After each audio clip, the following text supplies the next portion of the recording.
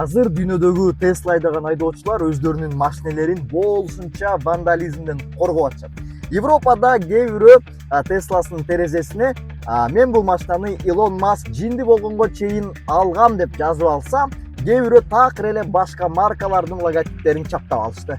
Тесланын машинелерине каршы вандализм талап тономой, бойкот жарыяламай, Илон Масктын саясаттагы резкий, дерзкий сөздөрүнөн кийин башталды. Ал тургай Tesla компаниясынын акциялары акыркы жыл башынан бери 35%га төмөндөдү. Муну көргөн президент Дональд Трамп аксакал бул жигитти колдоп коеюн деп бир Тесланы сатып алганы менен көп деле жыйынтык болгон жок. Бул окуяны эмнеге айтып берип атам? Көрсө, элдер бир продукцияны алганда анын сулуулугуна, ыңгайлуулугунан тышкары ошол продукцияны жасаган кишинин көз карашына, идеяларына дагы маани беришет экен.